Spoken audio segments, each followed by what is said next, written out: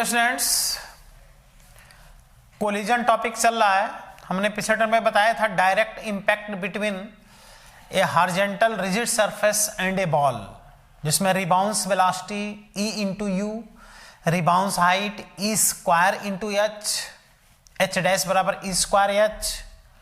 इस पे क्वेश्चन भी हमने कराया था, जिसमें कि जो सरफेस होता है वो रिजिड होता है, बाल के टकराने के पहले भी सरफेस की वेलोसिटी जीरो, बाल के टकराने के बाद भी सरफेस की वेलोसिटी जीरो, बॉल रिबाउंस होता है। तो हमने जितना भी कॉन्सेप्ट बताया था वो फर्स्ट रिबाउंस के लिए बताया था। पहली बार ऊपर उठेगा तो कितना ऊपर उठेगा, क्या फर्स्ट रिबाउंस वेलोसिटी बनेगा। तो टकराने के वेलोसिटी अगर u था तो वापस होने के velocity e times of u था, वापस होने की height E square times h था। तो rebounce height E square H, rebounce velocity EU, याद आ रहा है, उस पर क्वेश्चन कराए थे। अब इस पे एक और इंपॉर्टेंट क्वेश्चन हम असाइनमेंट के सेकंड लेवल से सॉल्व कराने चल रहे हैं। हाँ, सेकंड लेवल ही है, 16 और 17 बहुत इंपॉर्टेंट क्वेश्चन है, क्वेश्चन नंबर 16 और क्वेश्चन नंबर 17। उसके बाद से बताएंगे any rebounce height, any rebounce velocity, दूसरी बार टकरा करके किस वेलोसिटी से ऊपर उठेगा, तीसरी बार टकरा के किस वेलोसिटी से ऊपर उठेगा, दूसरी बार में कितनी हाइट ऊपर उठेगा, तीसरी बार में कितनी हाइट ऊपर उठेगा, any rebounce velocity, any rebounce height, यही सब पढ़ना है इसमें अभी। फिर वही अब centre of mass, centre of gravity फिर इसमें पढ़ा रहेगा इस टॉपिक में। फिर आगे आएगा वर्क पर एनर्जी, सर्कुलर मोशन। ठीक बेटा, तो आप पहले सेकंड लेवल का क्वेश्चन नंबर 16 और 17 सॉल्व करते हैं। यहां हमने हेडिंग में लिखा है क्वेश्चन नंबर 16 एंड 17। क्यों एक में? क्योंकि ये दोनों एक ही क्वेश्चन के दो पार्ट हैं, एक ही क्वेश्चन के दो पार्ट हैं। Of second level,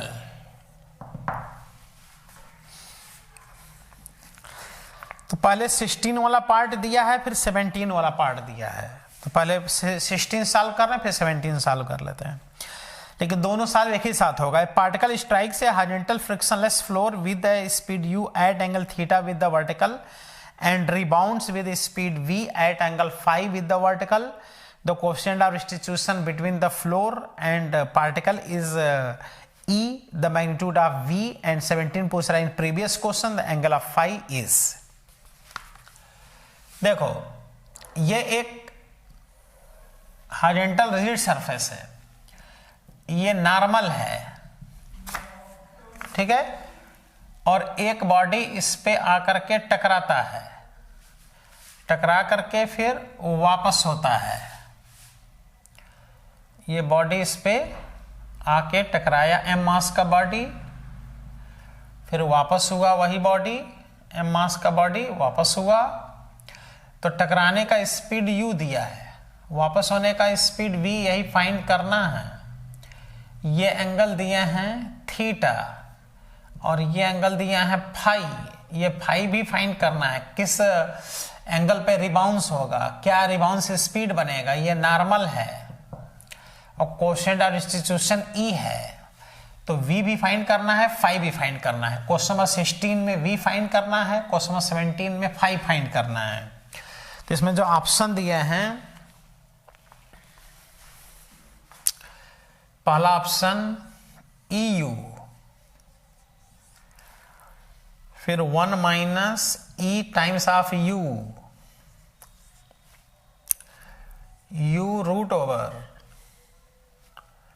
sign square theta plus E square cos square theta, फिर दिया है U root over E square sine square theta plus cos square theta. देख रहे हो? फिर उसके बाद से जब फाई पूछ रहे हैं उसका भी ऑप्शन लिख रहे हैं। तो इस क्वेश्चन की क्या विशेषता है, क्यों इंपॉर्टेंट है? अभी तक जो भी हम लोग कॉन्सेप्ट पढ़े हैं उसमें हॉरिजॉन्टल सरफेस, हॉरिजॉन्टल होता था, बॉडी इससे सीधा टकराता था फिर वापस होता था। यहाँ ऐसा नहीं है, यहाँ किसी एंगल पे टकराया है फिर ऐसे वापस हुआ है, कोएफिशिएंट ऑफ रिस्टिट्यूशन E है। अब ये V फाइंड करना है, थीटा के टर्म में, थीटा यू नोन वैल्यू है। तो अब क्या करेंगे ऐसे क्वेश्चन में, चूंकि ये वाला कॉन्सेप्ट तुमको पता है कि ऐसे यू से टकराता है तो यू से वापस होता है, तो इसको ऐसे कंपोनेंट में ब्रेक कर लेंगे, हॉरिजॉन्टल वर्टिकल में ब्रेक कर लेंगे, ठीक है। तो देखो जब सॉल्व करेंगे तो इसको कंपोनेंट में ब्रेक करने हम जा रहे हैं। ये हॉरिजॉन्टल सरफेस है, ये नॉर्मल है, ये हो गया नॉर्मल। तो जब इसको ब्रेक करोगे, देखो ये है टकराने के वेलोसिटी u है, टकराने के वेलोसिटी, तो थीटा से लगा हुआ इसका कंपोनेंट होगा u cos थीटा। देखो ऐसे जब टकरा रहा है तो इसका कंपोनेंट डाउनवर्ड कंपोनेंट बनेगा थीटा से लगा हुआ u cos थीटा। और साइन वाला कंपोनेंट देखो ऐसे है ना, तो एक कंपोनेंट ऐसे बनेगा और एक इधर बन जाएगा, ये वाला कंपोनेंट हो जाएगा u sin थीटा। फिर इसका देखो ये v ऐसे है तो इसका फाई से लगा हुआ कंपोनेंट ऐसे ऊपर जाएगा, तो हो जाएगा v cos फाई, और ये कंपोनेंट इधर तो दूसरा वाला कंपोनेंट इधर एंगल से लगा हुआ cos में गया, तो दूसरा वाला साइन में हो जाएगा v sin फाई। और कोएफिशिएंट ऑफ सब्स्टिट्यूशन क्या है, e है। अब तुम देखो, अब यहां तुम ये कॉन्सेप्ट लगा सकते हो, यहां टकराने के वेलोसिटी u नहीं, टकराने के वेलोसिटी u cos थीटा है, वापस आने की वेलोसिटी v cos फाई है, तो वापस जाने की velocity is equal to e times of टकराने के वेलोसिटी। लगा दो कॉन्सेप्ट, क्योंकि v बराबर eu होता है ना। तो यहां देखो वापस होने की वेलोसिटी है v cos phi, v cos phi is equal to e times of टकराने के वेलोसिटी u cos थीटा। ये तो पढ़े थे पहला इक्वेशन। और दूसरा इक्वेशन देखो, इस डायरेक्शन में कोई फोर्स तो लग नहीं रहा है, mg लग रहा है इधर, तो इस डायरेक्शन में मोमेंटम कंजर्व रहेगा, इधर कोई फोर्स नहीं लग रहा है, इसलिए mass into u sine theta बराबर mass into v sine phi, mass cancel हो जाएगा और यहां से आ जाएगा v sine phi is equal to u sine theta. सोच लो ये सेकंड इक्वेशन कैसे बना, इस डायरेक्शन में कोई फोर्स नहीं लग रहा है, स्मूथ सरफेस है, फ्रिक्शन तक नहीं लग रहा है, mg भी नहीं लग रहा है इस डायरेक्शन में, इसलिए इस डायरेक्शन में मोमेंटम कंजर्व रहेगा। तो यहाँ mass into this is equal to mass into this, mass cut गया, देखो ये दोनों बराबर होंगे। अब तुमको वेलोसिटी फाइंड करना है तो फर्स्ट इक्वेशन का स्क्वायर कर दो प्लस सेकंड इक्वेशन का स्क्वायर करके सम कर दो, तो आ जाएगा v स्क्वायर ब्रैकेट में cos square phi plus sine square phi is equal to u square common हो गया, ब्रैकेट में e square cos square theta plus sine square theta, इसका वैल्यू 1 हो गया, तो यहां से v इज इक्वल टू आ गया u root over sine square theta plus e square cos square theta. देख रहे हो, sign square theta plus e square cos ये आंसर आ रहा है। ये क्वेश्चन नंबर 16 साल हुआ। अब हम फाई फाइंड करने जा रहे हैं, क्वेश्चन 17 का फाई, दो पार्ट एक ही साथ दिया है, तो इसी से आ जाएगा।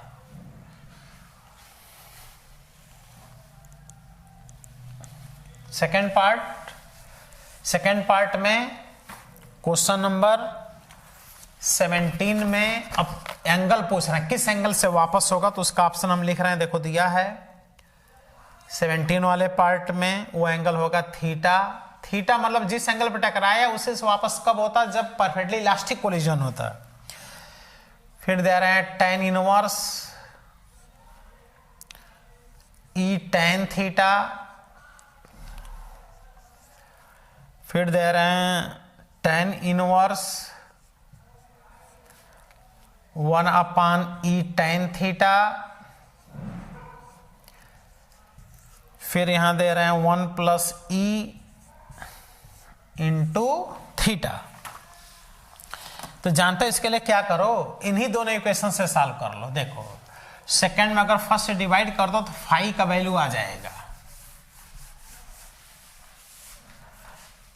फाइव पूछ रहे हैं, तो सेकेंड में फर्स्ट से डिवाइड कर दो, तो वी कट गया, tan फाइव, यू कट गया, तो 1/e, और sine theta upon cos theta आ गया tan थीटा। तो यहां से देखो फाइव आ गया, tan इधर आया तो tan inverse, five equal to tan inverse 1/e tan theta.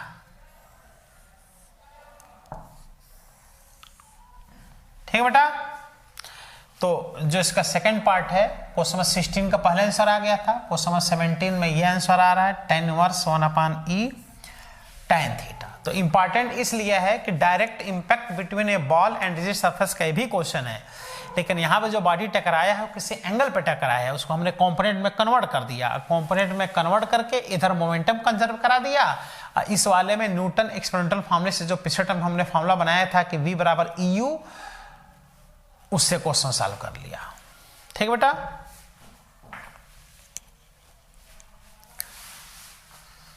अब नेक्स्ट कॉन्सेप्ट पढ़ेंगे, to determine nth rebounce velocity and nth rebounce height. दूसरी बार तीसरी बार टकरा करके किस वेलोसिटी से वापस होगा, कितनी हाइट गेन करेगा।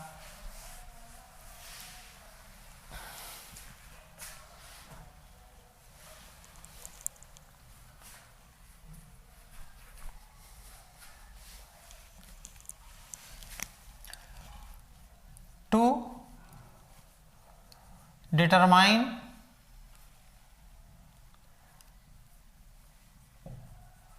nth rebounds velocity and nth rebounds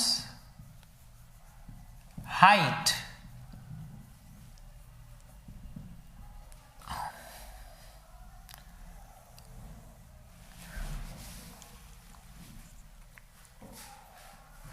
ठीक है बेटा। nth हम लोग अभी जो पढ़े हैं फर्स्ट वाला कल पढ़े हैं, पहली बार टकरा के बॉडी ऊपर उठेगा, फिर नीचे जाएगा, फिर ऊपर आएगा।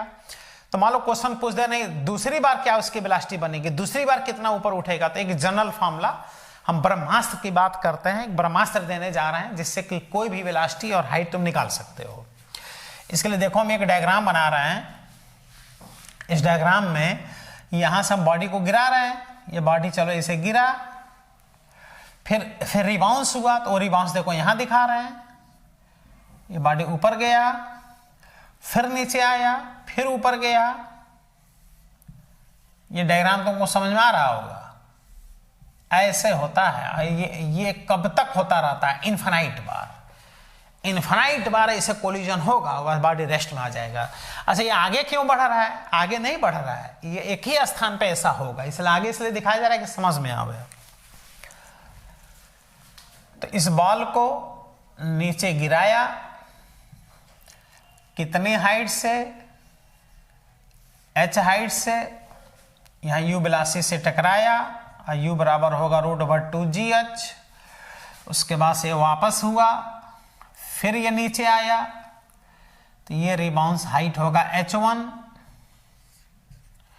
और v1 से ऊपर उठा, फिर टकरा के ऊपर उठा, फिर नीचे आया, ये रिबाउंस हाइट हुआ h2, रिबाउंस वेलोसिटी हुआ v2, फिर नीचे आके फिर ऊपर यहां से गया v3 से, फिर ये नीचे आया, ये हाइट हुआ h3। देख रहे हो, यह है first rebounce height, second rebounce height, third rebounce height, first rebounce velocity, second rebounce velocity, third rebounce velocity, ऐसे ऐसे कब तक होता रहेगा, इनफाइनाइट बार एक ही स्थान पे से कोलिजन होते होते बॉडी धीरे रेस्ट में आ जाएगा। तो यह है फर्स्ट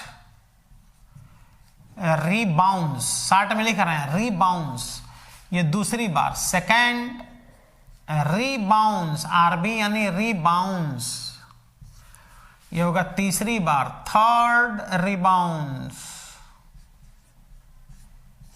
ऐसे कब तक, इनफाइनाइट बार। अच्छा इसे आगे नहीं बढ़ेगा, एक ही स्थान पे ये हो गया। एक ही स्थान पे हम कैसे दिखा सकते थे इसको? तो आओ देखो,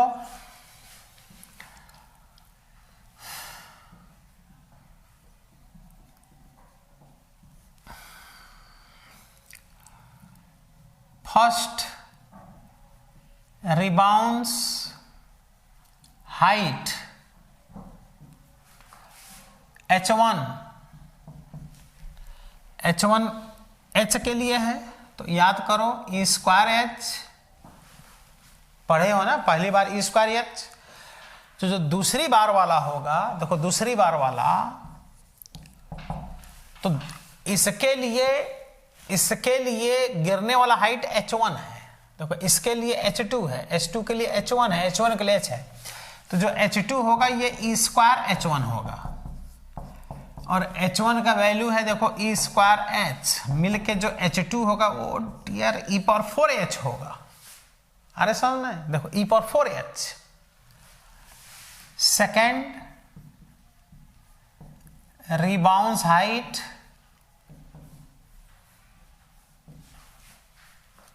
h2 कितना आया, ई पावर 4h। ऐसे ही जब हम थर्ड निकालेंगे तो आएगा ई पावर 6h। थर्ड वाला, थर्ड रिबाउंस हाइट h3 ई पावर 6h। तो हम लोग को एक जनरल फॉर्मूला बनाना है, nth रिबाउंस हाइट। यहां कहेंगे nth rebounce height hn। Formula देख लो क्या बनेगा, पहली बार है तो ई स्क्वायर, दूसरी बार है ई पावर 4, तीसरी बार है ई पावर 6, यानी यहाँ है देखो 2 × 1 है, यहाँ 2 × 2 है, यहाँ 2 × 3 है, तो nth वाला हो जाएगा ई पावर 2 यानी h। एक देखो जनरल फॉर्मूला मिल गया। देखो फर्स्ट रिबाउंस हाइट निकालना है तो n का स्थान पे 1 रख दो तो ई स्क्वायर h आ गया। सेकंड रिबाउंस हाइट निकालना है तो n का स्थान पे 2 रख दो, ई पावर 4h आ गया। थर्ड रिबाउंस हाइट निकालना है, n का स्थान पे 3 रख दो, ई पावर 6h आ गया। जो चाहो रिबाउंस हाइट तुम बेटा एक लाइन में निकाल सकते हो। Here n is equal to, first rebounce height के लिए 1 रख दो, सेकंड रिबाउंस हाइट के लिए 2 रख दो, थर्ड रिबाउंस हाइट के लिए 3 रख दो, फोर्थ रिबाउंस हाइट के लिए 4 रख दो और फाइंड कर लो। एक जनरल फॉर्मूला हमने बता दिया। कहीं तुम्हारे सामने क्वेश्चन आ गया नहीं सेकंड रिबाउंस हाइट बताओ, थर्ड रिबाउंस हाइट बताओ, तो इससे देखो सॉल्व हो जा रहा है।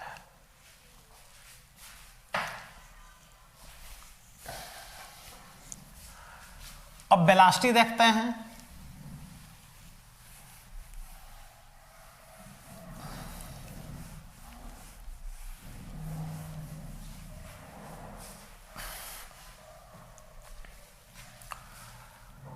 Again,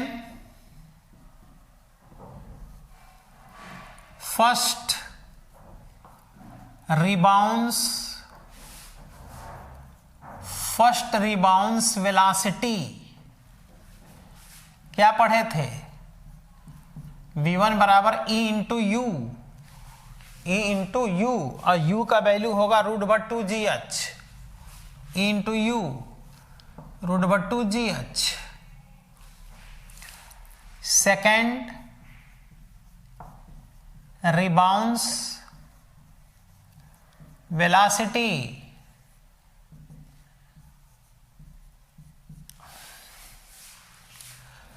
ये हो जाएगा ई स्क्वायर √2gh। सेकंड में फिर एक बार ई आ जाएगा तो ई स्क्वायर हो जाएगा। थर्ड रिबाउंस वेलोसिटी ई पावर 3 √2gh, इसलिए nth रिबाउंस वेलोसिटी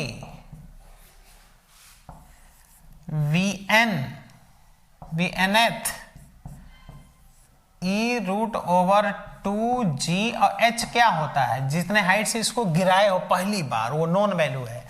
तो देखो पहला है तो वहां 1 है, दूसरा है तो यहाँ 2 है, तीसरा है तो यहाँ 3 है, तो nth वाले में यहाँ e पावर n आ जाएगा। हमने एक जनरल फॉर्मूला बता दिया, जो चाहो वो रिबाउंस वेलोसिटी निकालो, जो चाहो वो रिबाउंस हाइट निकालो। Here n is equal to 1 2 3 4 and so on. वो डिपेंड करेगा कौन सा रिबाउंस वेलोसिटी तुम निकाल रहे हो।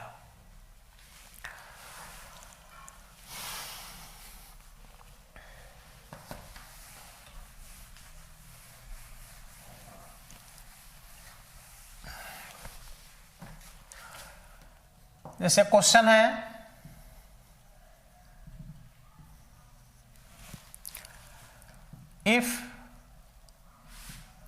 if a body is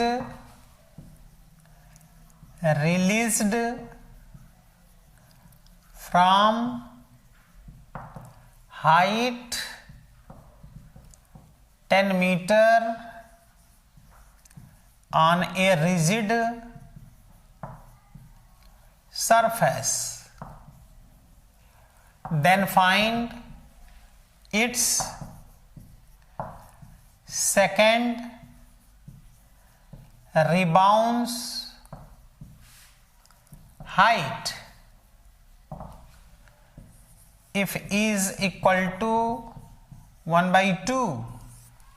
तो देखो पहला रिबाउंस हाइट अगर पूछते तो h डैश बराबर e स्क्वायर h आता कि नहीं आता, बोलो।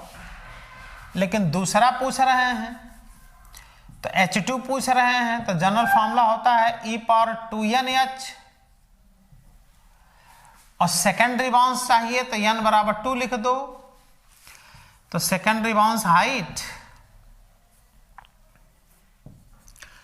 e पावर n का सम 2 रहो तो e पावर 4h हो जाएगा। e का वैल्यू 1/2 है, पावर 4, h का वैल्यू है 10, तो हो जाएगा 10/8। कैंसिल कर दो, कितना आएगा जी ये 1.25। 5 में 4 से डिवाइड करो ना,